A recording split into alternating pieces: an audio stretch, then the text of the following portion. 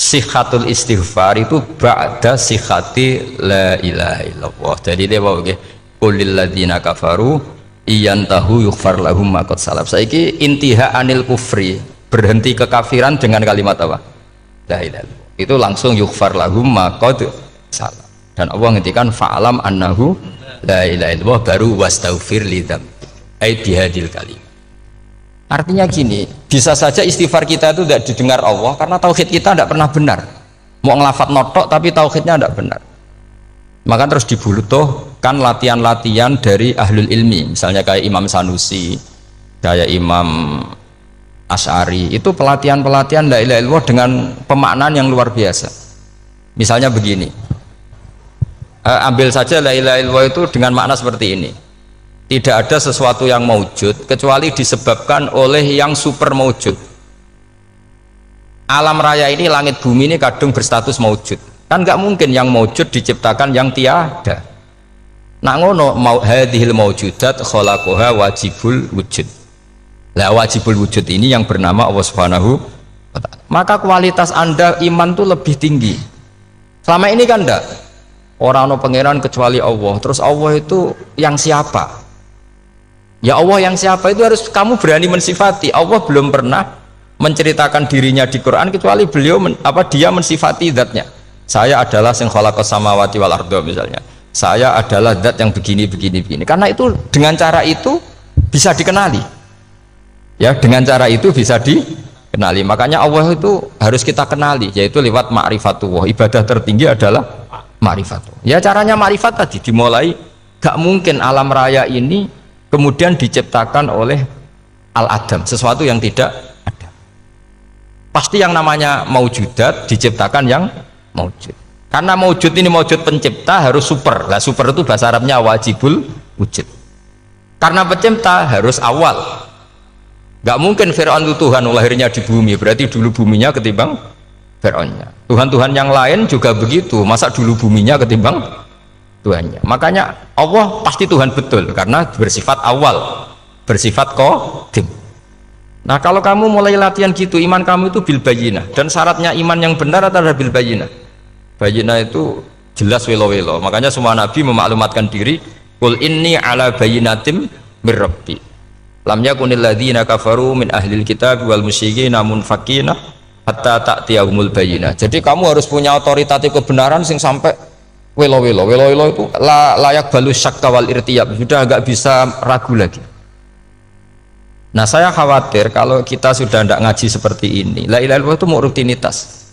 Pemenang nak kasiat ribet mana kan?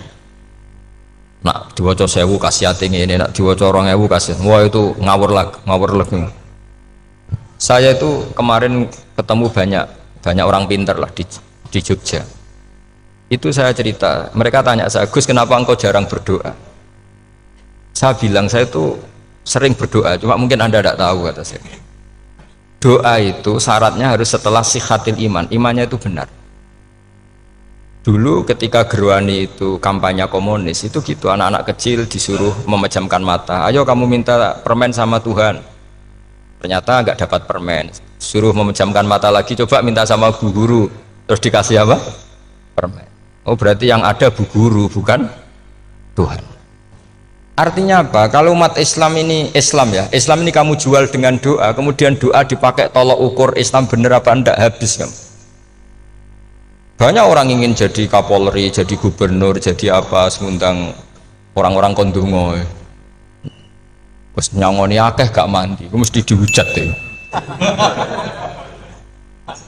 Dan sing donga yang ngerti nak ramandi, potongan wong seneng duit itu kan insya Allah ramandi lah kan kira-kira gitu. Jadi korbannya itu Islam kalau terus menerus doa yang dipakai apa? Transaksi. Maka doa itu nomor 2 atau 3, nomor 1 itu ya iman tadi, ma'rifatullah itu nomor 1. Bukan doa, karena kalau doa dijadikan nomor 1 takutnya itu dipakai ukuran. Makanya ketika orang kafir minta sama Nabi, minta itu ya bahasa Arabnya doa. Untuk mengubah Mekah jadi begini, untuk mengubah Mekah jadi makmur, jadi ada sungainya, roh. Nabi gak mau. Padahal Nabi kalau doa pasti mustajab apa enggak? Tapi andikan itu diturutin, maka ukuran iman selalu pakai doa. Dan itu bahaya jangka panjang karena Nabi pirsa pengganti beliau-beliau kamu-kamu yang nanti doanya tidak mandi, itu bahaya, itu tidak prospek cara hitung-hitungan. Iya nak zaman Nabi donga mesti mati. Nah, ketika era sampean kena kiai tenan Pak, kalau donga ana sugih, nek sugih kira kiai kan ribet, mungkin dhewe kiai ora sugih kan ribet kan. Maka kita sebagai ulama itu punya hitung-hitungan. Nah beda dengan pakai ma'rifatullah. Misalnya begini, ini contoh paling gampang. Orang kafir itu dulu mengukur kebenaran Muhammad, mereka tentu manggilnya Muhammad. Muhammad, kalau kamu mengklaim bahwa orang mati bisa hidup lagi, coba mbah-mbah kamu yang sudah mati bangunkan. Kalau bisa berarti kamu benar, kalau ndak ya ndak. Pertanyaannya itu yang faktu bi abaina in kuntum apa? Sodikin. Pertanyaannya, ngukur kebenaran dengan cara itu yang bikin standar siapa? Nah, Nabi itu sempat terdesak karena itu dipakai ukuran. Tapi kalau pakai ilmu mantek, jawabannya lebih gampang. Ngukur kebenaran dengan cara itu versi siapa? Versi saya. Kamu benar itu kalau bisa membangkitkan orang mati. Terus dari Nabi, ya kalau versi kamu ya kamu yang membangkitkan, nanti ditanya bareng-bareng. Loh ini kan kita seperti itu kan, kita sering, artinya apa? Islam ini yang bisa mengawal hanya ilmu. Doa itu nomor 2, yang bisa mengawal Islam hanya fa'lam, harus ilmu annahu la ilaha illallah. Ketika orang kafir lo tanya, Muhammad kalau kamu Rasul betul, fasayir jibala Makkah, jibalu Mekah kamu jalankan kemudian jadi emas. Dan orang-orang yang mati bangkitkan, kemudian kita tanya, adinuka hakun amla, agamamu benar apa enggak? Nabi andikan minta kira-kira dituruti Allah apa enggak? Pasti dituruti. Tapi masalahnya, masa menunggu itu? Masa Allah menjadi Tuhan nunggu itu? Allah selalu Tuhan baik orang percaya atau tidak. Makanya Allah tidak mau nuruti, karena itu jadi problem jangka panjang. Iya kalau Nabi mustajab doanya, terus era umatnya seperti ini, sing kiai ini bendino dalail ora mesti mandi dongane. Gue sasing tirakat lah, gue mesti mandi dongane. Nak bab donga niku wis padha wae lah. Misalnya mesti mandi, nak wong waras mesti dinggo donga husnul khotimah, ora dinggo golek sugih, itu mesti amatir. Lah masalahnya nak dinggo husnul khotimah bagi mereka yang kedonyan ya gak ngefek, dianggap tidak prospek. Panjang kan? Makanya itu pinternya Nabi, nomor 1 itu al ilmu, fa'lam annahu la ilaha illallah. Lagi wastaghfir li dzambi. Jadi kalau suwon, kenapa ini cerita Mbah Mun, kenapa akhir-akhir beliau sering talqinu zikri, sering melatih zikir, itu sirinya diantaranya bahwa kalimat ini harus menjadi kalimat super, kalimat sing alaiha nahya wa alaiha namut wa alaiha nub'ats atau wabiha nub'ats insyaallah ta'ala minal amin.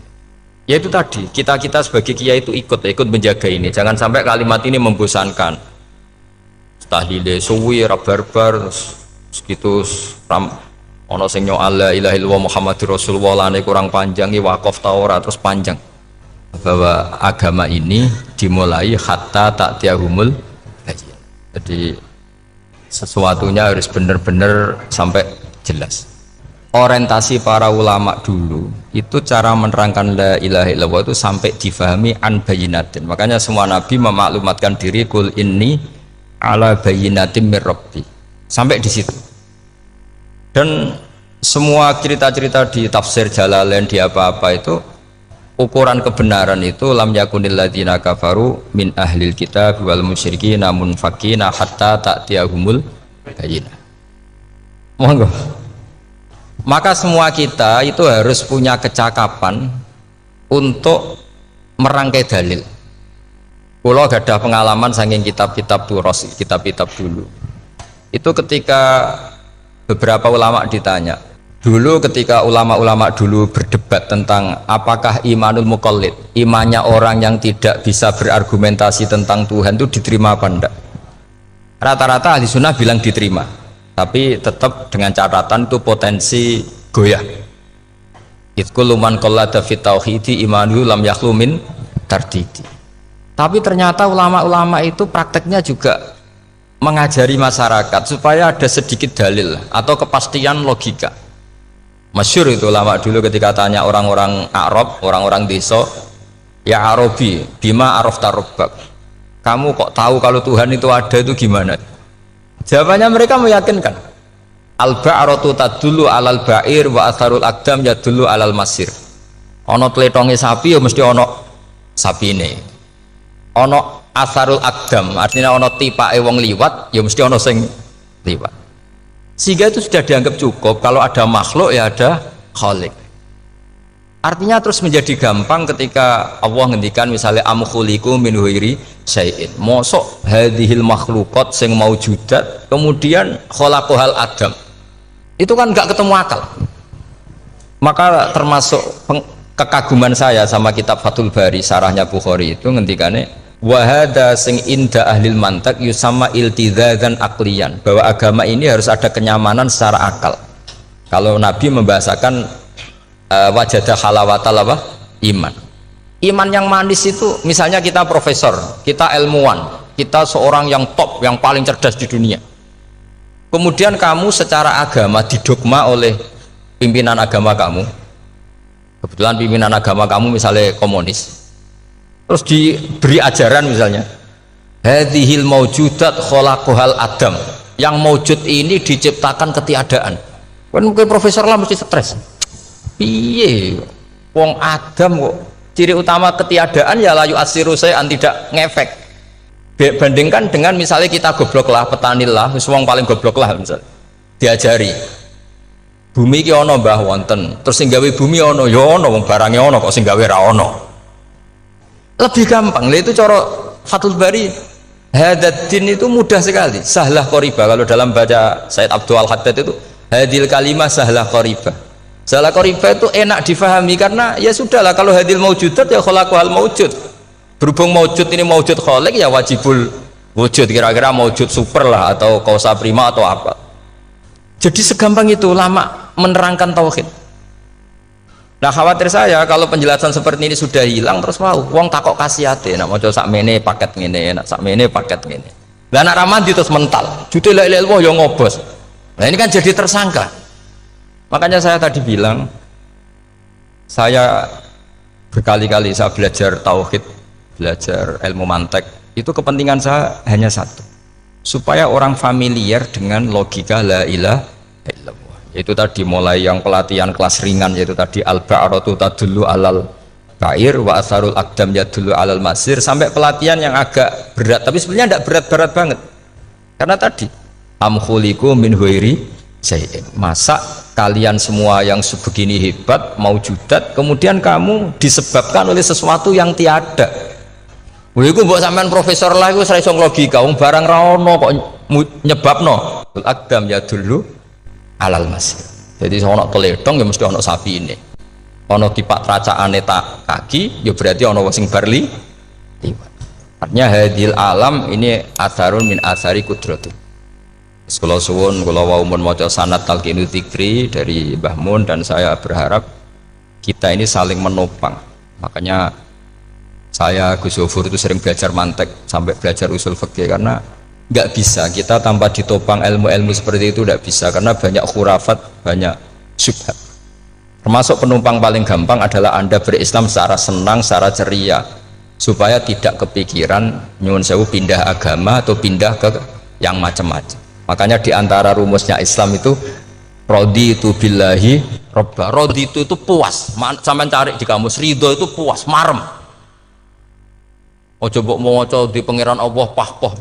Makanya kalau berharap jenengan jangan sering berdoa, nanti gampang kecewa, karena potensi tidak mandinya lebih tinggi gitu loh. Jadi pokoknya seneng pangeran. Pangeran ku sapa sing gawe langit bumi, sing ngekek oksigen ora usah bayar, sing aku elek lah ya payu rabi. Nyifati pangeran sing wis terjadi lho. Ora usah bayangno. Wah aku jaluk jadi bupati ya ora, jaluk sugih ribet. Lho kula kecelok wong alim mboten nate nyifat donga nemen-nemen. Sing wis kliwat e. Ngaku ya wong narukan nyatane payu rabi. Umume wong di mobil kaya di mobil. Umume wong bingung ya sering melok bingung. Sudahlah, sudah pokoknya. Lho kok sampean kok ora top ya coba. Wong melarat sekolah ya ora tamat, ya tetep oleh menghirup napa oksigen. Presiden seneng jadi presiden, kowe ngopi untuk utangan ya wis semenang. Semula ra diusir bojo ya wis seneng. Sebenarnya seneng itu gampang. Mbok yo nyifati pangeran sing wis gampang-gampang lah, kayak di Quran itu nyifati Allah itu soal alhamdulillah alladzi atamani wa saqani, aku melarat lah nyatane kelar mangan. Ya sudah yang gampang-gampang. Lah sampean ndak kakean donga ben sugih. Kula bolak-balik cerita, kula nanti dolani wong elek. Rayu elek sowan kula. Kula kenangan terbaik saya dadi kiai gini. Gus kula dongakno dadi sugih. Tenane, Mbak? Nggih, tak critakno. Nak bojomu iku sugih. Sing pertama ditata apa? Omah Gus ya, omah ditata. Sesuai mobil ditata Alfa. Terakhir sing dievaluasi ku sampeyan. Omah wis apik, mobil wis apik, sing elek apa? Bojo mesti sampean kena evaluasi. Iku wis mesti ya. Akhirnya Srasito ke Srasito. Jadi kalau nu nate bully tiang terbaik lah, kenangan saya terbaik jadi kiai ini gini. Akhirnya, iya Gus, kan nggak mungkin. Omah suwapi, mobil suwapi. Coba yang kamu evaluasi apa tuh? Mulai, artinya sudah lah, tidak usah kepengen itu dikurangi lah. Hubungan kita dengan Allah itu mensifati, itu insya Allah pasti lebih indah. Ya misalnya kita Islam, ya alhamdulillahilladzi hadana li hadza ma kunna linahtadiya laula.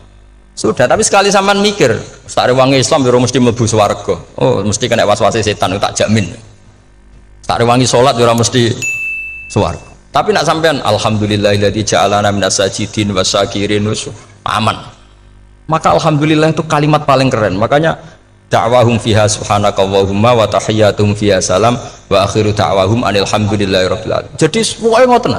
Sore pura usah kakek njaluk karena potensi ndak mandi itu tinggi. Sampean ndak kutub, ndak ahdal, ndak abdal, ndak apa saja. Wis donga wis umume wong-wong lah. Dunya hasanah fil akhirati hasanah wa qina adzabannar. Hasanah wa bi artine pokoke hasanah. Pokoke hasanah fil akhirati ya hasanah. Senara iso hasanah ya rabi jauh jenenge hasanah pokoke sementing. Karena kula niku pengalaman dadi kiai, suangger wong kok kakean donga mesti kakean ngeluh. Ya karena potensinya ndak mandi. Jajal sampean ndonga apa jajal? Selama ini kan njuk mapan yo ora tau mapan. Njuk sugih yo prakus. Wis diparingi cara pangeran wis maringi jebule sampean ingin lebih. Makanya saya mohon sekali, jadi hubungan dengan Allah itu nomor satu itu syukur. Syukur itu di atas takwa. Di Quran itu ada fattaqullaha la'allakum. Jadi takwa itu supaya ke derajat syukur. Karena tadilah cobalah dilatih. Saya pernah ngecek orang yang sekarang dugem menikmati maksiat dengan orang yang takwa mensyukuri tidak maksiat, itu nikmatnya itu masih tinggi nikmatnya orang yang syukur karena berhasil meninggalkan maksiat. Makanya kamu yang syukur, bengi-bengi seradi duit ning kamar wudu, bariku ngelamun jujuk esok. Yes, alhamdulillah gak maksiat. Kira usah bayangno terus tahajud, qiyamul lail iku para habaib, para ulama itu kira ramakome lah seperti itu. Terus ramakome. Tangi turu seradan tempiring wis alhamdulillah. Sing gampang-gampang ya. Dan itu memang ajarannya Nabi. Jadi Nabi itu kalau bikin ajaran itu orang sing asbaha aminan fi sirbi sesuatu mu'afan fi badani indahu kutu yaumi faka'an nama khizat lahu dunya bi hadafiriha. Jadi David bayangkan mirip man asbaha aminan fi sirbi ngontrak ya ora diusir sing di omah, kumpul mertua ya ora diusir mertua, kumpul bojo ya ora diusir bojo, aminan fi sirbi mu'afan fi jasadis urip nak guyu do banter wis bengak-bengok indahu kutu yaumi dina iku iso mangan iku faka'an nama khizat lahu dunya bi hadafiriha. Anggap ae kowe itu sak donya. Lha wong paling sugih gawe kolam renang paling 100 meter persegi. Kowe ndelok laut renang sak kapoke. Pokoke urip sing gampang itu. Kok senengane repot to? Senengane repot. Pokoke kula kepengin niku jenengan syukur lah. Pokoke lho nggih malah niki pokoke niki kampanye syukur lah. Pokoke karena tadi coba yang biasa donga-donga itu dikurangi lah. Syukurnya dulu yang lho sampean tak arani. Doa yang mandi itu dimulai apa? Asana Allah. Tinggi mana doa dengan syukur? Syukur. Nabi itu kalau berdoa itu nyifati Allah panjang sekali. Alhamdulillah hamdan katsiran terus wa hamdan wa fi ni'amahu wa yukafi mazida ya rabbana lakal hamdu kama yanbaghi li jalali wajhika azimi sultanik la nuhsi sana'an 'alaika anta kama athnai ta'ala nafsik antal muqaddim wa antal muakhir. Wus panjang. Sampean kan gak muqaddimah suwidi. Dongane sing wis gak dia 13 wis Kalau kan sering mau ikhya itu, kalau muji pangeran itu sampai lupa Imam Ghazali, saking panjangnya. Sama dulu dunga-dungane Nabi itu. Kalau muji Allah itu panjang sekali. Dungane sidik. Nak jenengan mukaddimah alhamdulillah rabbil alamin nabi angob. Pas donga ya Allah ya Rabbana temenan. Blas gak dia etika. Jadi saya mohon sekali pokoknya agama ini harus bifarohin wa syukurin. Kalau donga yang paling kalau kenang sama Mbah Mun gini Gus farihina muna amin. Pokoknya kita itu pokoknya senang. Makanya kalau suwun lah, pokoknya beragama terus seneng. Rodi itu bila roba, rodi itu kalau anak maknanya marem lah, marem di pangeran Allah itu marem. Atau Sayyidina Ali lah, kafani izzan antakuna li robban, wa kafani fakhran an akuna laka abdan. Pun gustin tak bangga kulo jadi manusia, mergo pangerane jenengan. Cara di pangeran Fir'aun kan yo ribet wae. Wis mati tenggelam dadi ton. Terus wa kafani fakhran an akuna laka abdan. Kulo nu seneng banget mergo dadi kawulane jenengan.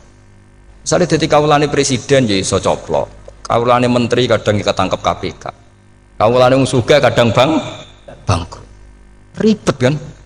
Makanya beliau ngendikan kafani izan antakuna li robban wa kafani fakhron an akuna laka apa abdan. Terus ini kalau rati provokatif lah, semergi zaman akhir sampai pandemi ngeten ora syukur ribet. Setelah saya jadi kiai dan penelitian, saya itu berkali-kali didatangi dokter, tentara, juga polisi.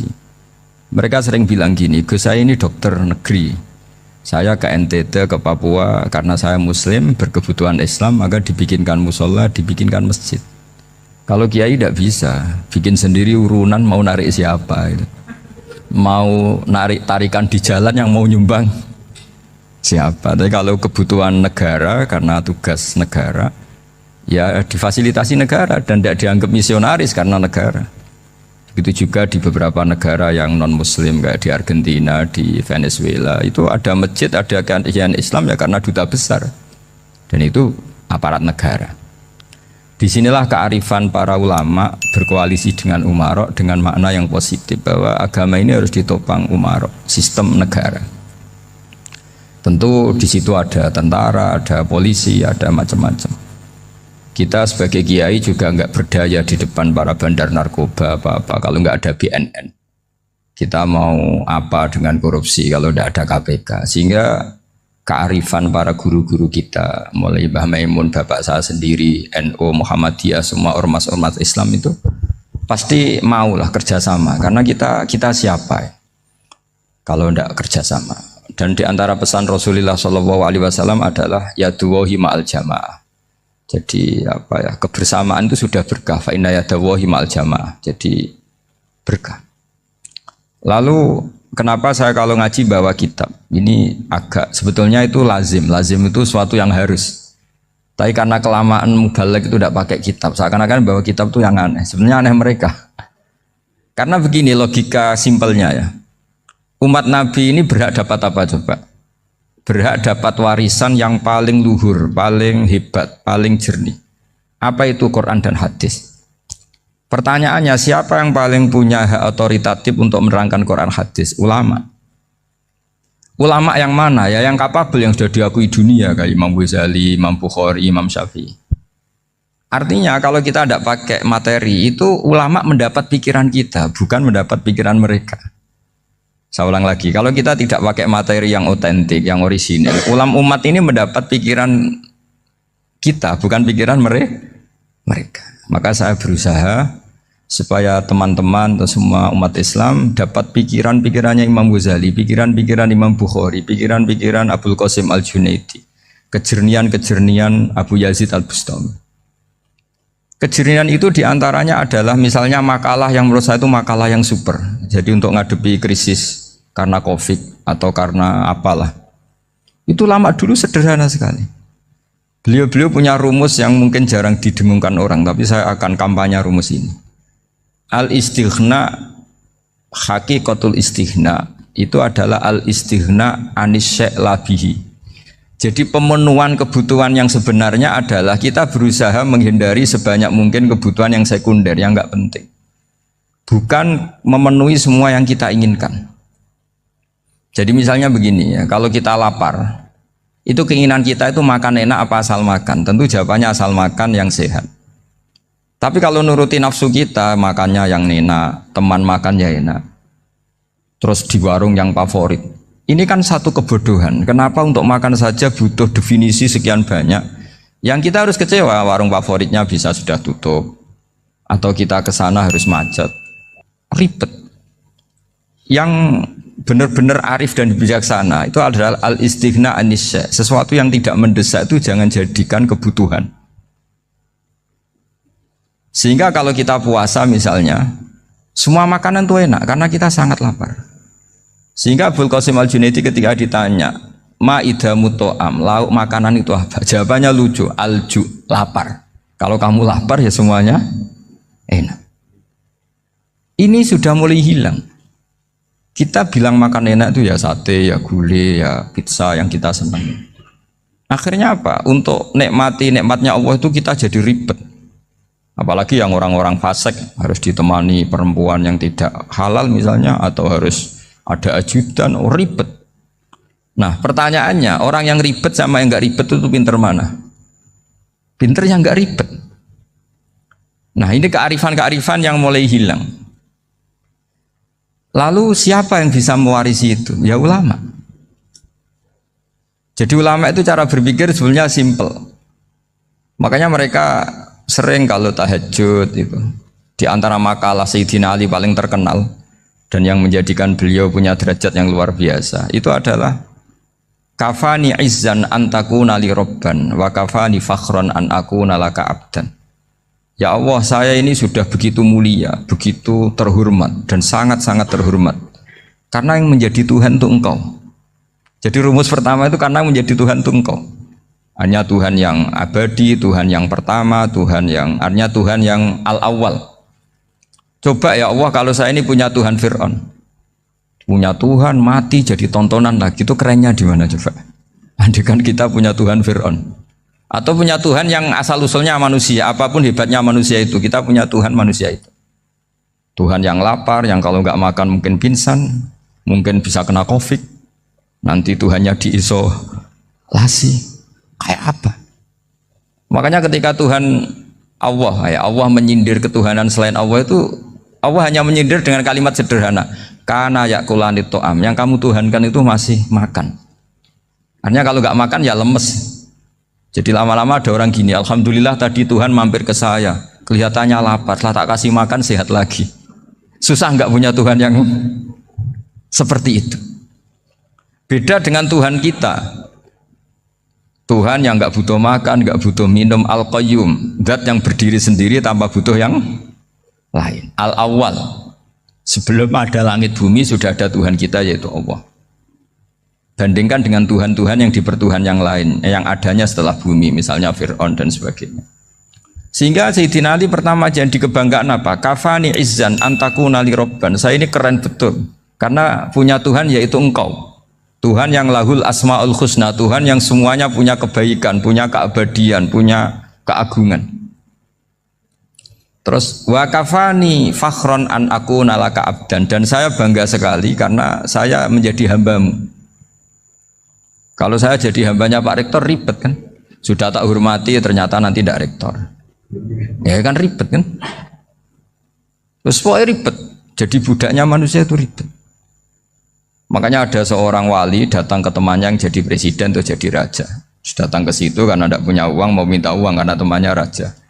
Setelah sampai sana ternyata temannya ini karena orang soleh pas berdoa, ya Allah saya minta ini, minta ini, minta ini. Terus si wali tadi pulang. Kenapa kamu pulang? Ternyata dia sama, masih minta-minta kayak saya. Jadi sederhana deh. Sama-sama minta kamu, minta zat yang kamu mintain katanya.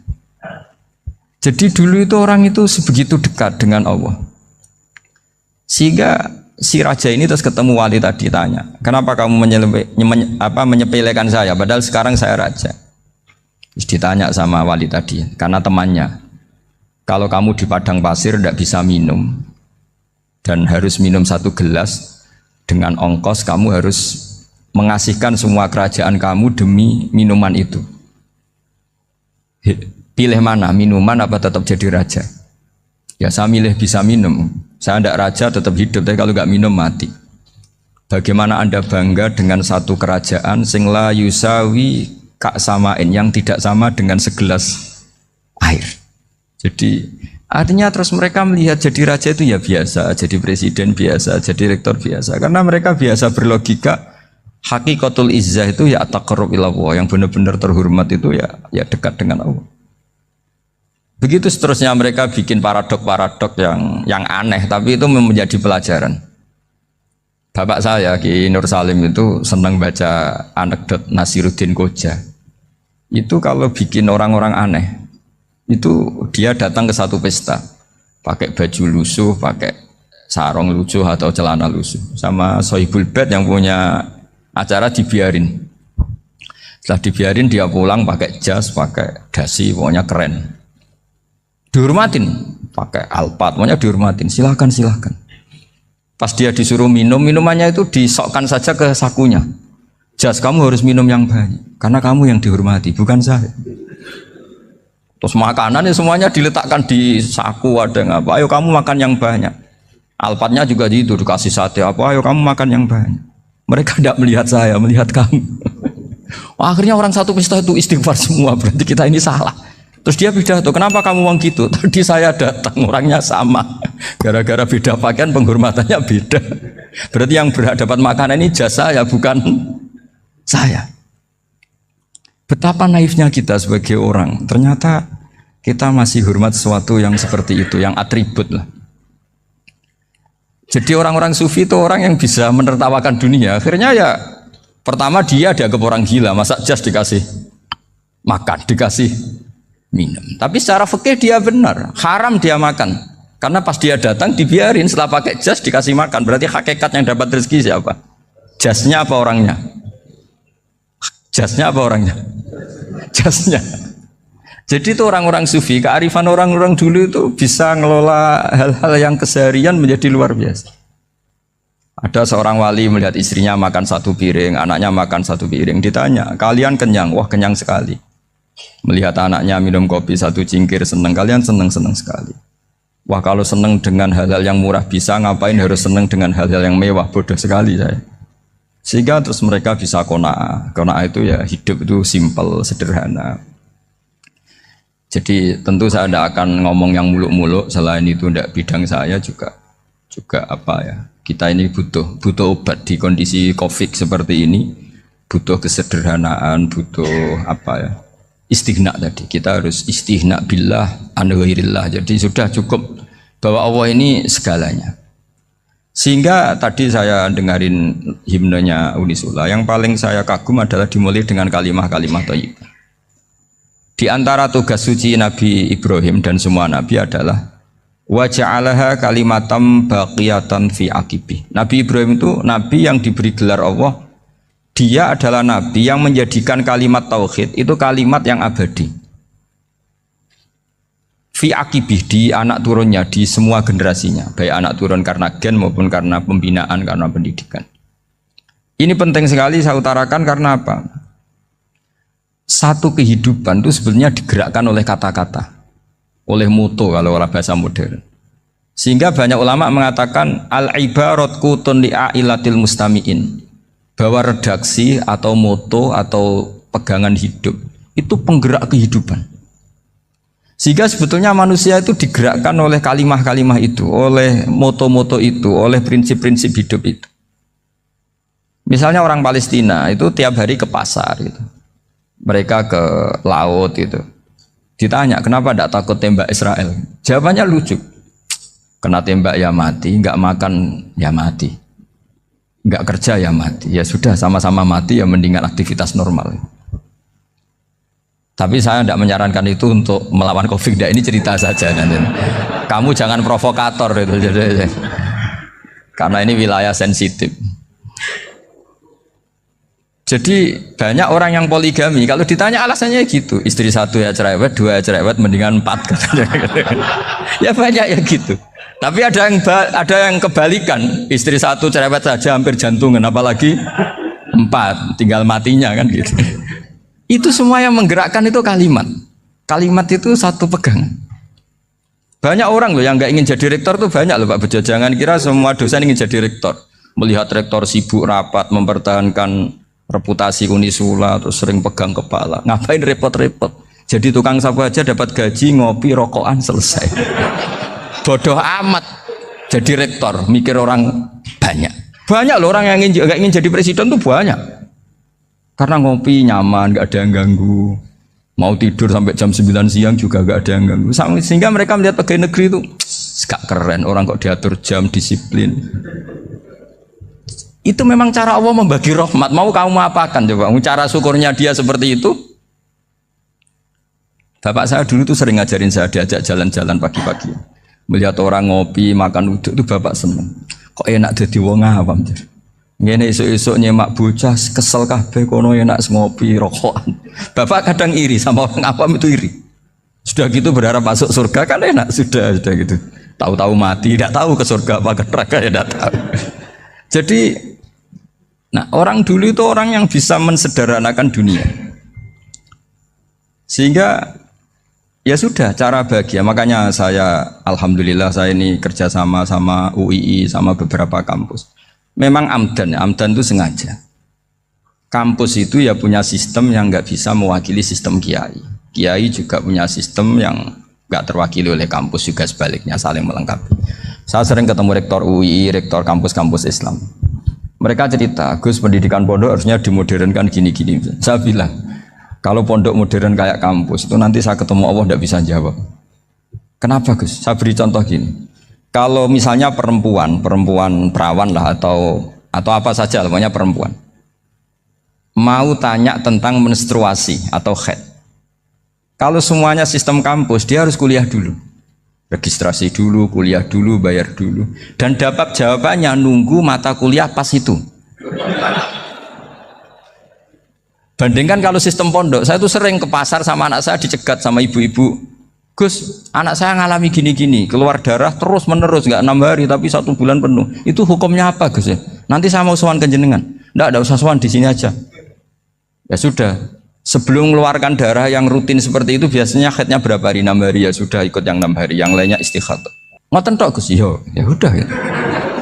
Begitu terus di masalah udhiyah, Pak. Ya coba kalau semuanya pakai sistem kampus, daftar dulu, bayar dulu. Jadi ini nggak ada jawabannya, nunggu mata kuliah itu baru dapat jawaban. Itu biasa nggak sholat bertahun-tahun karena belum ada jawaban tentang itu.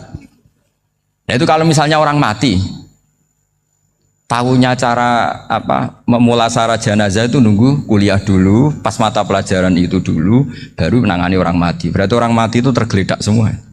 Tapi kalau kiai kan enggak. Kesini orang mati terbakar, kalau dimandiin malah badannya copot-copot, itu gimana hukumnya? Ini ada orang mati Gus Kendat, ini disolati apa enggak? Ada orang mati apa itu oplosan ya, itu disolati enggak? So sering ditanya gitu.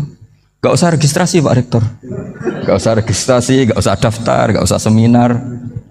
Makanya kalau orang kampus wani kiai itu ya kualat tenan gitu, karena ini yang on time ya. Tapi pondok seperti saya ya ikrar seikrar-ikrarnya pentingnya kampus karena melatih efisiensi waktu, disiplin, tata kelola manajemen sehingga kita ya hormat.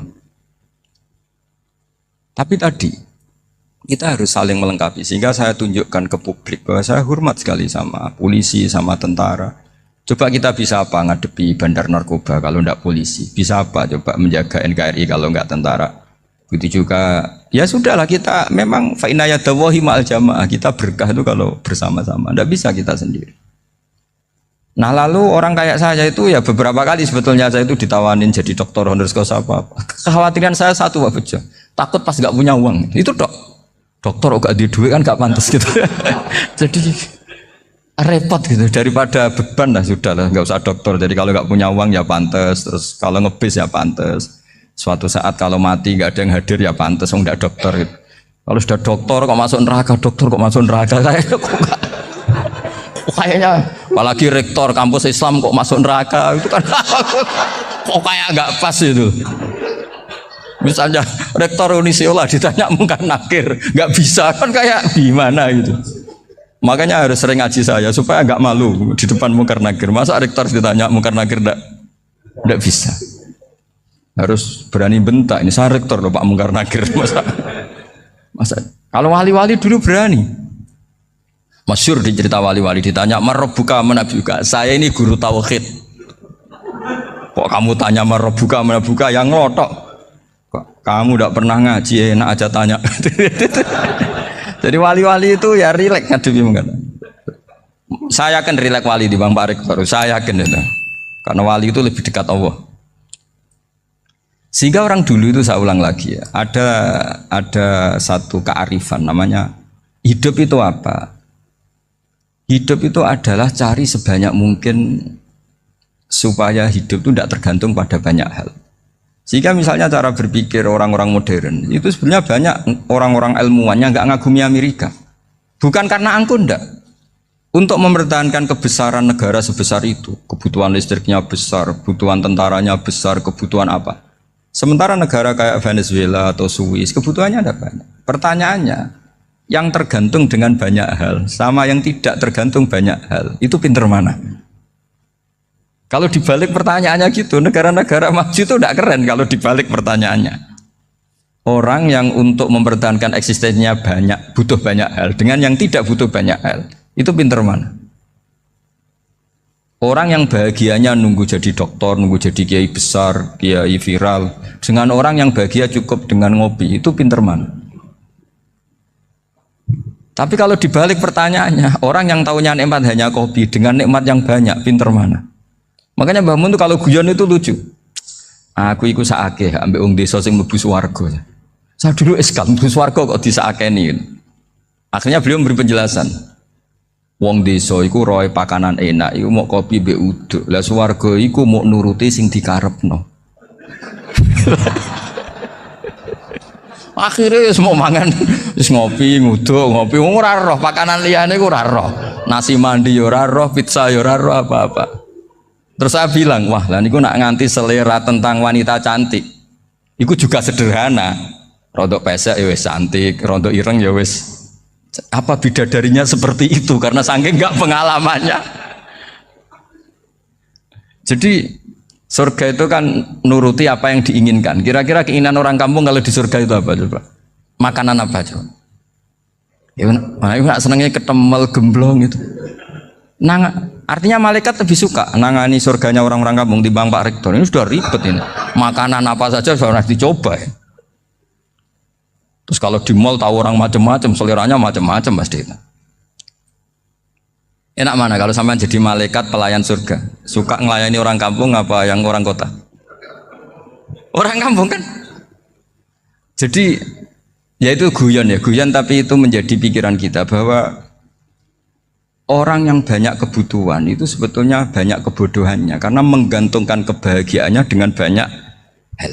Makanya Imam Syafi'i ngendikan istighna itu apa? Al-istighna anisya'i. Yang dikatakan kecukupan adalah berusaha sebanyak mungkin banyak hal tidak kamu butuhkan. Bukan memenuhi semua kebutuhan kamu karena nafsu kamu ini tidak ada batasnya gitu. Kalau kamu penuhin nggak akan selesai. Itu ada perempuan yang kurang cantik itu minta doa saya, Gus doain suami saya kaya. Terus tak guyonin, terus nggak minta. Kalau suami kamu kaya, yang pertama dirubah itu apa? Rumah supaya rumah saya bagus. Kedua apa? Mobil supaya mobil saya bagus.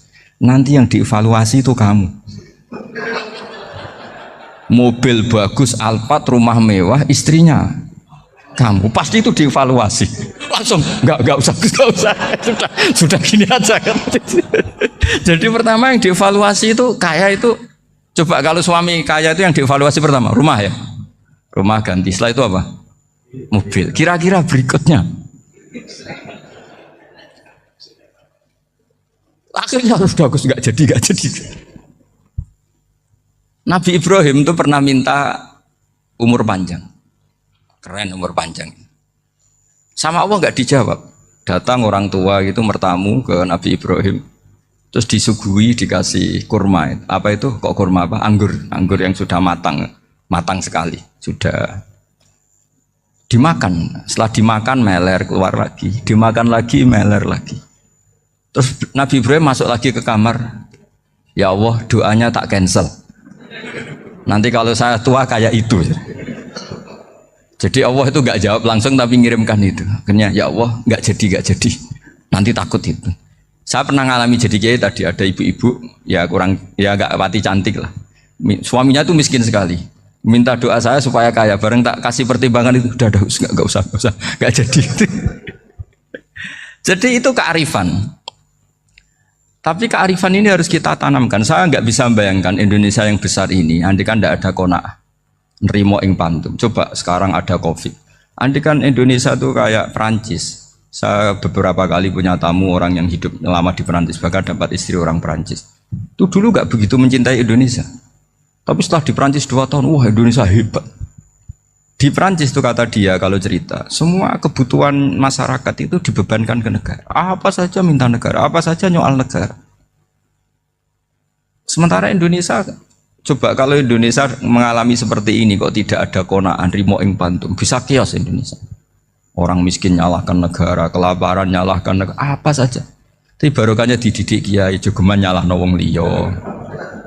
Urip pun romo ing pandum, diame. Sampai gak ngerti kalau Covid.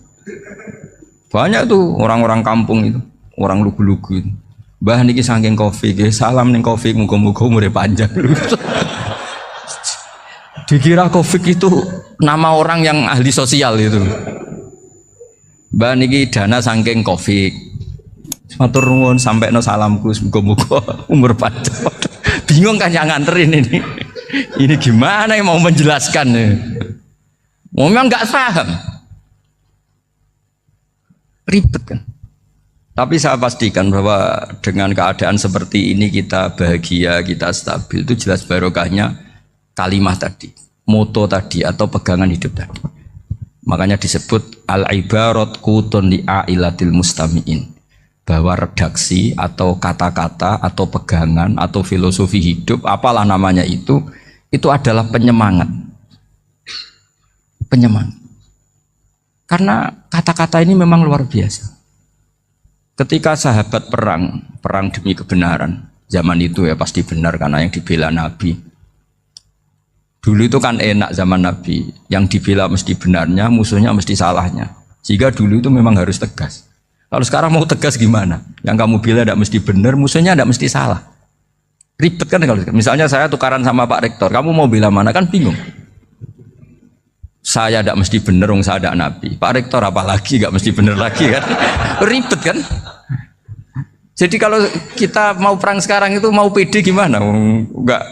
Makanya banyak ulama sekarang tuh mau tegas tuh nggak berani karena ya banyak hal yang abu-abu lah wilayahnya. Misalnya pilihan presiden atau pilihan bupati, pilihan menteri. Kamu mati-matian bela itu, yang kamu bela tidak mesti benar, musuh kamu tidak mesti salah. Misalnya pilihan bupati, wah ini kabupaten ini baik kalau bupatinya ini, yang satu bilang ini, terus tim suksesnya kamu tanya, kamu yakin? Ya tidak juga. Lah kenapa semangat? Kan saya botohnya, paling alasannya ya itu aja, bukan yang lain. Beda dengan zaman Nabi, nabinya mesti benar, Abu Jahalnya mesti salah, kan enak aturan mainnya jelas. Singkat cerita dalam perang itu banyak sahabat yang ngalami luka, ngalami apa gitu. Kemudian curhat ke Nabi, ya Nabi gara-gara derekkan jenengan, ngikuti jenengan saya harus ngalami seperti ini, seperti ini. Ngiranya orang itu diapresiasi sama Allah keluarnya. Ternyata sama Allah gak diapresiasi. Malah diturunkan ayat intakunu ta'lamuna fa innahum ya'lamuna kama ta'lamun wa tarjuna minallah ma'ala yarjun. Kalau kamu sakit karena perang, orang-orang kafir itu ya sakit, itu saja berani padahal demi kekafiran.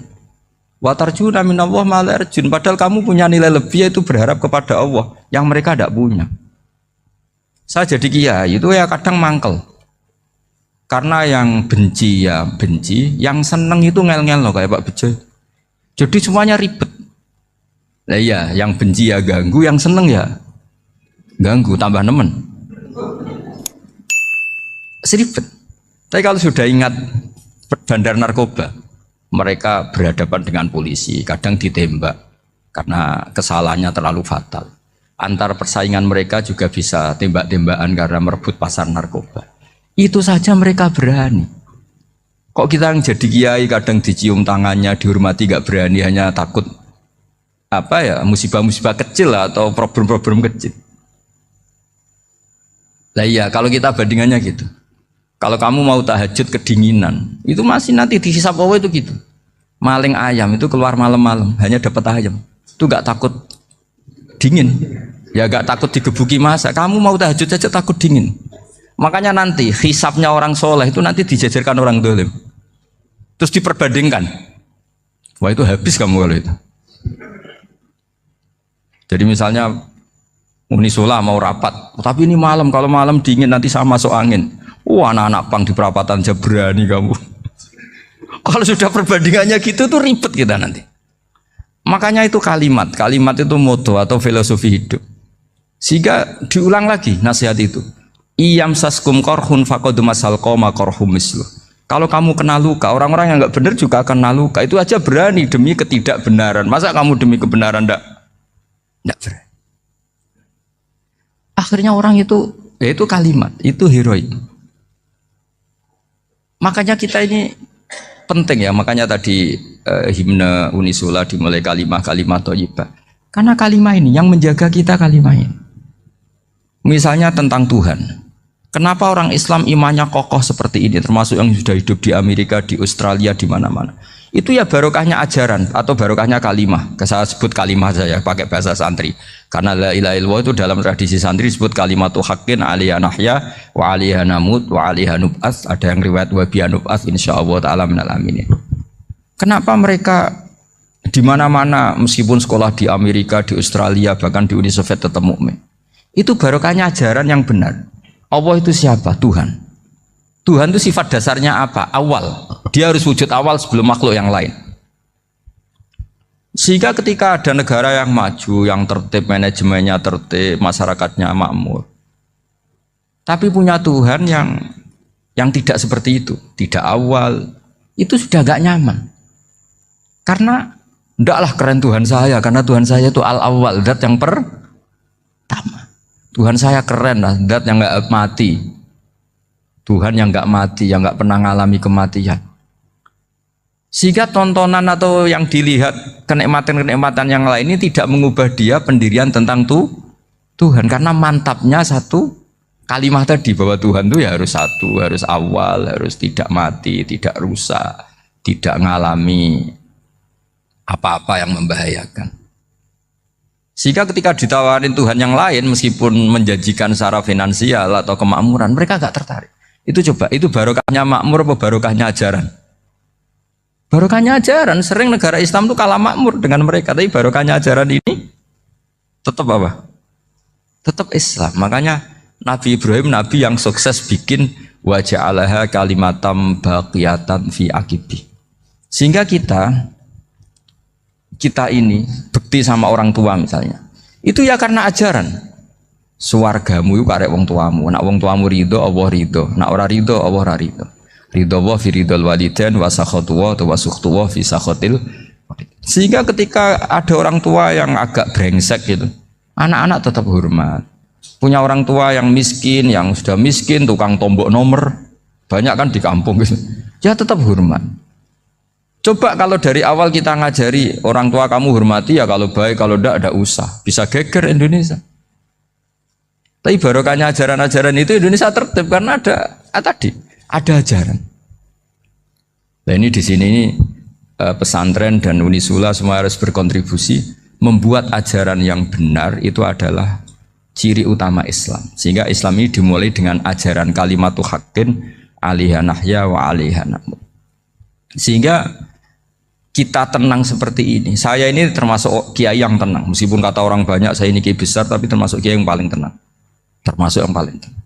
Karena saya ini pakai mazhab orang-orang hebat.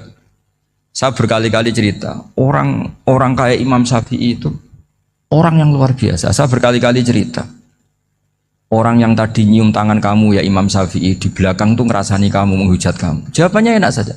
Berarti saya alhamdulillah orang yang wibawa. Buktinya di depan saya nggak berani. Jadi enteng saja. Diceritain sebagian kampung, sebagian separuh dari warga kamu itu nggak suka kamu. Ya bagus lah nggak suka saya, nggak akan utang duit saya. Di mana-mana orang utang itu karena teman dekat. Kalau nggak seneng pasti minimal nggak utang, nggak pinjam mobil, nggak pinjam apa. Berkah mana yang seneng sama yang gede? Jadi dianggap enteng saja. Semua yang dialamin dianggap Enteng saja. Misalnya punya istri pemarah, ya baguslah marahin suami. Kalau marahin tonggo malah ribet. Jadi kamu harus terima kasih kalau dimarahin istri. Baguslah marahin saya mah, kalau marahin tonggo ribet. Jadi enteng saja. Tapi kita sekarang tuh karena nafsu ya, sehingga menghadapi hidup ini ribet. Ulama dulu kalau mau mati itu senengnya bukan main.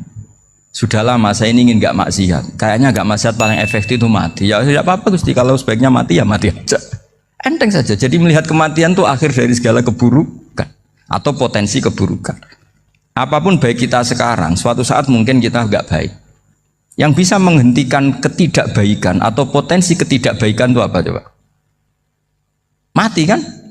Berarti mati itu mengerikan apa menyenangkan? Mesti kamu tidak berani menjawab. Meskipun secara ilmu kamu berani, tapi secara rasa agak berani kan? Saya ulang lagi ya, yang bisa menghentikan keburukan atau potensi keburukan itu apa coba? Apa? Kematian. Berarti kematian itu menyenangkan atau menyusahkan? Apapun kamu tidak berani jawab karena kamu agak-agak duniawi itu kelihatannya. Tapi secara ilmu, kamu tahu kan kalau mati itu tidak buruk-buruk banget. Karena apa? Itu akhir dari segala keburukan. Sehingga Nabi ngajarkan kalimat itu begitu luar biasa. Allahumma ahyini maka natil hayatu khairan li wa tawaffani maka natil wafatu khairan li. Nabi melihat dunia itu begitu indah. Ya Allah, kalau saya ini hidup, anggap saja hidup ini ziyadatan li fi kulli khairin, menjadi modal saya menambah segala kebaikan. Jika suatu saat saya mati, anggap mawon rohatan li min kulli syarrin, itu akhir dari segala keburukan saya. Sehingga mati hidup ya baik karena di situ kita bisa berkontribusi beramal soleh. Mati juga baik karena mengakhiri segala keburukan. Nabi nate ngendikan lagi, ajaban li amril mu'mini inna amrohu kullahu khair. Orang mukmin itu mengagumkan, semuanya baik.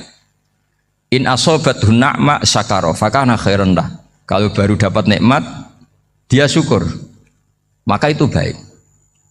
Wa in asobatu dharra sabara, kalau dapat masalah mereka sabar, itu juga baik. Sehingga orang mukmin dua sisinya pasti baik. Itu juga kalimat, maksudnya moto atau pegangan hidup. Nah berikut ini saya beri contoh, ini kenangan saya, ini contoh terakhir. Masalah jadi orang terkenal maupun tidak. Di sini dicontohkan Imam Ghazali di halaman 367 di kitab saya 367, juznya 3 di kitab Ihya Ulumuddin. Di sini beliau cerita betapa untuk menjaga ikhlas sebaiknya orang itu tidak terkenal, tidak syuhrah, tidak terkenal. Oke, itu kita sepakat ya, karena kalau terkenal mungkin orang dipaksa publik dengan tanda kutip untuk selalu berbuat baik, tapi karena jaim lah, jaga image atau apa. Tapi ketika dibalik pertanyaannya, kamu rela yang terkenal itu orang nggak benar, sementara yang orang benar itu nggak terkenal. Lalu masyarakat tahunya yang tidak benar. Kalau pertanyaannya dibalik gitu, orang baik wajib terkenal enggak? Kalau pertanyaannya dibalik seperti itu, dokter yang benar tidak terkenal, yang malpraktek terkenal. Kamu ingin kondisi seperti itu? Gak ingin kan? Kampus yang bagus gak terkenal, kampus yang bagus gak terkenal, yang gak bagus. Nah, artinya apa? Gara-gara olah kata, olah pikiran, ini logika jadi rubah. Lagi-lagi apa? Jawaban itu ada di kata-kata sebetulnya. Makanya bab-bab seperti ini tidak usahlah kita berdebat, berpolemik. Sebaiknya orang itu humul, menutup diri, apa sebaiknya orang terkenal, itu nggak perlu seperti itu. Sudah terserah Tuhan saja.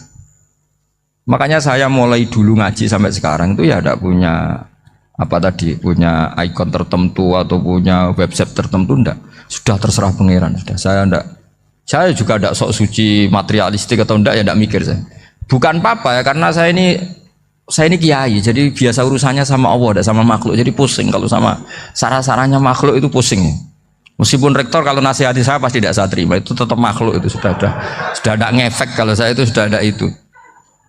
Bukan karena saya sombong, ya memang makhluk betul gitu, bukan cuma nasibnya bejo aja, tapi makhluk tetap makhluk. Saya beri contoh ya.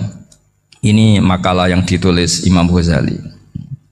Ya, I'lam aslahaka Allah anna aslal jah wa intisarus sayyid atau sayyidi wal istihar wa huwa mazmum itu.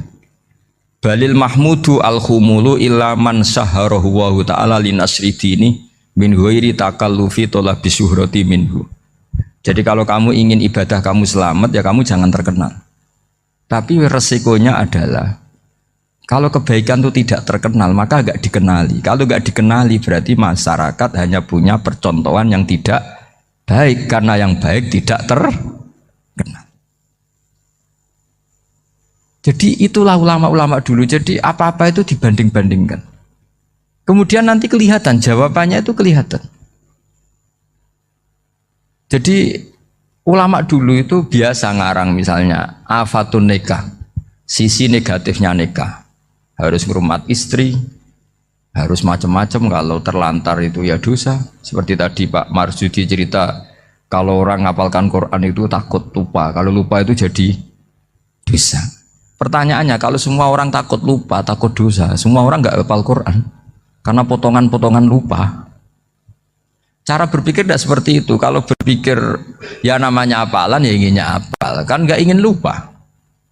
Lah nanti kalau takdirnya lupa karena hal-hal yang dimaklumi oleh syariat itu enggak yang termasuk dosa. Yang dosa itu lupa takliwiri udhrin syar'iyyan, lupa yang tidak ada sebab yang apa? Syar'i. Tapi lupa bawaan EQ-nya tidak bagus. Lupa bawaan sering dibentak. Oh itu enggak masalah karena bawaannya orang tertekan itu ya lupa. Coba kamu hafal Quran. Terus punya kredit jatuh tempo. Pas hari itu aku yakin enggak cerdas sudah. Itu bawaannya orang tertekan tuh pasti lupa. Jadi ya saya teruskan ya. Jadi terus ada makalah yang sangat bagus sekali tentang itu. Saya baca ya. Wa yadullu ala dzalika anna Allah azza wa jalla amaral anbiya'a bi idharil amali lil iktida wa khassahum bimansibin nubuwah. Wala yajuzu ayyudhanna bihim annahum khurrimu afdolal amalen. Jadi orang yang terlalu mendewa-dewakan khumul itu menutup diri. Oke itu baik karena dengan khumul, dengan menutup diri Anda tidak riya, Anda tidak pamer. Tapi kata Imam Ghazali, kamu juga harus ingat di antara syaratnya Nabi itu harus mengumumkan kalau beliau itu seorang Nabi. Harus memaklumatkan kalau beliau seorang Nabi supaya bisa diikuti. Caranya sholat harus diumumkan sehingga Nabi itu mengatakan harus jamaah. Karena dengan cara jamaah itu bisa shollu kama ra'aitumuni usolli. Coba kalau Nabi sholatnya nggak diperlihatkan, kamu harus sholat yang benar. Caranya gimana ya Rasulullah? Itu rahasia. Bingung nggak kira-kira? Bingung nggak? Ya misalnya amal rahasia selalu lebih baik. Terus ada pertanyaan, Nabi ngendikan kamu sholat yang benar. Caranya gimana Nabi? Ya itu rahasia. Terus gimana coba? Tapi Nabi ngendikan apa? Shollu kama ra'aitumuni usolli. Ya sudah kamu sholat, niru saya sholat. Berarti Nabi sholatnya diperlihatkan apa disembunyikan? Diperlihatkan. Jadi begitu juga saya berkali-kali bilang, orang tahu kalau itu bidan ya berdasar tulisan itu bidan. Tahu kalau itu dokter gigi ya itu dokter gigi. Jangan sampai gara-gara tidak ada tulisan mau beli alat bangunan di dokter gigi, mau periksa gigi di toko bangunan. Gara-gara apa? Nggak ada maklumat. Nah, di sini ulama-ulama selalu memaklumatkan dirinya. Termasuk Imam Ghazali ketika ngarang kitab dinamai Ihya Ulumuddin, bahwa kitab ini bisa menghidupkan ilmu-ilmu agama yang mulai hilang. Begitu seterusnya. Jadi ini ngaji ya. Jadi orang itu harus ngerti ya. Jadi jangan nuruti emosi sendiri atau logika sendiri. Bahwa saya suka humul, ya monggo, agama Islam menyediakan sarana itu. Uzlah itu ya punya sisi kebaikannya sendiri. Tapi syuhrah terkenal asal tidak nuruti nafsu juga punya sisi kebaikannya sendiri. Setidaknya umat ini punya satu master kebaikan yang mudah diakses. Tapi tadi saya ulang lagi, jangan karena hadun nafsi, jangan karena kepentingan pribadi. Makanya di sini disebutkan wa yadullu ala dzalika ay ala syuhrah anna wa ta'ala amarul anbiya bi idharil amal lil iktida. Allah selalu memerintahkan para nabi kalau ngamal kebaikan ya harus dimunculkan supaya bisa ditiru. Yaitu tadi kita tidak bisa bayangkan kan kalau misalnya Nabi menyuruh kamu harus sholat yang benar, kemudian sholatnya Nabi sembunyi. Lalu ditanya, Nabi saya niru siapa? Wah itu rahasia, kamu nggak boleh lihat sholat saya saat takut tidak ikhlas. Ribet kan? Sehingga jamaah itu statusnya tetap harus. Nah bedanya harus ini ulama berpendapat harus yang apa? Fardu kifayah. Tapi fardu itu maknanya harus. Tapi bukan berarti kalau nggak jamaah sholatnya nggak sah, nggak. Tapi statusnya jamaah tetap apa? Harus. Nah barokahnya harus ini orang yang baru sholat, sholatnya langsung benar karena ada yang diikutin. Coba kalau mantan dukun baru sholat terus sholat sendiri, itu mesti mirip mantra itu. Karena dia tidak ada master percontohannya.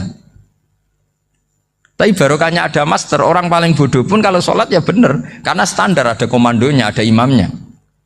Sehingga Imam Ahmad malah berpikir keras, syarat sahnya sholat itu harus jamaah. Cara pikirannya Imam Ahmad keras sekali beliau. Sehingga kalau orang sholat sendiri kok ada orang lain yang maunya berjamaah harus bayar, orang itu harus bayar demi sahnya sholat. Itu madzhabnya Imam Ahmad. Tapi kalau madzhab Syafi'i hanya mengatakan itu fardu kifayah, yang kalau satu komunitas gak mau melakukan semuanya apa? Dosa. Ya jadi ini sebelum sesi ringan tanya jawab, hanya 2 saja tanyanya, nggak boleh banyak-banyak, nanti nggak pulang-pulang saya. Jadi tak baca lagi biar dapat berkahnya Imam Ghazali. Wa qala qaumun asirru afdalu minal alaniyati. Terus kata sebagian ulama al alaniyah itu afdal minas sirri. Terus diperbandingkan baik yang mana amal dipertontonkan sama ndak. Terus kata Imam Ghazali, kalau orang itu bisa jaga tidak riya, maka sebaiknya dipertontonkan karena kebaikan harus yang muncul, bukan yang tidak baik yang muncul. Makanya ketika memaklumatkan diri sebagai ingin jadi generasi khairah ummah, itu kalau diterjemah itu kan wow, khairah ummah, umat terbaik. Itu kan kayak agak angkuh. Tapi nggak apa-apa, itu nggak apa-apa. Masa kita kampanye siap degradasi moral kan ya lucu kan. Masa jualan gitu kan ya lucu. Kita memang ingin mengkhidmati ummah, berbakti dengan umat, membantu supaya jadi generasi khairah ummah. Nggak apa-apa, dimaklumatkan supaya dengan itu umat punya sarana. Oh kalau ingin jadi khairah ummah, kuliah di sini. Jangan lalu enggak gitu. Ya sama kita dokter, maklumatkan saja dokter gigi, dokter kandungan, dokter bedah.